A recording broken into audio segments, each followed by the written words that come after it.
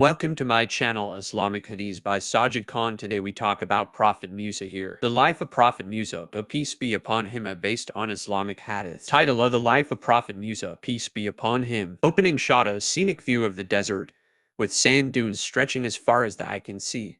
The camera zooms in to show a young baby wrapped in a blanket, lying in a basket by the riverbank. Narrator: the story of Prophet Musa begins in ancient Egypt, during the time of Pharaoh.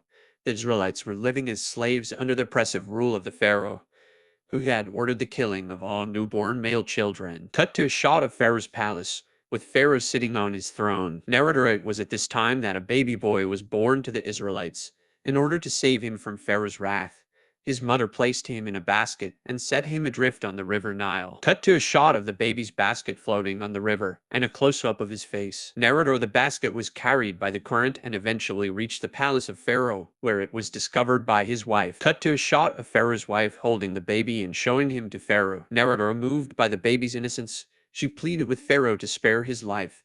Pharaoh relented, and the baby was raised in the palace as one of their own. Cut to a shot of the baby growing up in the palace, playing with Pharaoh's children. Narrator: as the baby grew into a young man, he began to feel a sense of alienation from the palace life and started to question the oppressive rule of Pharaoh. Cut to a shot of the young man standing by the river, watching as an Egyptian soldier beats an Israelite slave. Narrator: one day, he witnessed an Egyptian soldier beating an Israelite slave, and in a fit of rage, he struck the soldier and killed him. Cut to a shot of the young man burying the soldier's body in the sand. Narrator: realizing the seriousness of his actions, he fled Egypt and took refuge in the land of Midian. Cut to a shot of the young man traveling through the desert until he comes to a well where he sees a group of shepherds watering their flocks. Narrator: it was there that he met two women who were having difficulty watering their flocks due to the presence of the shepherds. He helped them, and they told him about their father was a righteous man and in need of help. Cut to a shot of the young man meeting the father, who offers him a place to stay and work. Narrator: the young man agreed,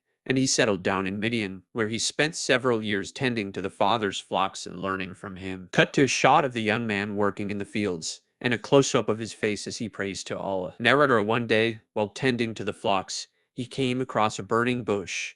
From the bush, Allah spoke to him and revealed that he had been chosen as a prophet to guide the Israelites out of slavery. Cut to a shot of the young man receiving the revelation and looking awestruck. Narrator: the young man, now known as Musa, returned to Egypt and confronted Pharaoh, demanding the release of the Israelites. Cut to a shot of Musa standing before Pharaoh and speaking to him with confidence. Narrator: Pharaoh refused, and so began a series of plagues that Allah sent upon Egypt, each one more severe than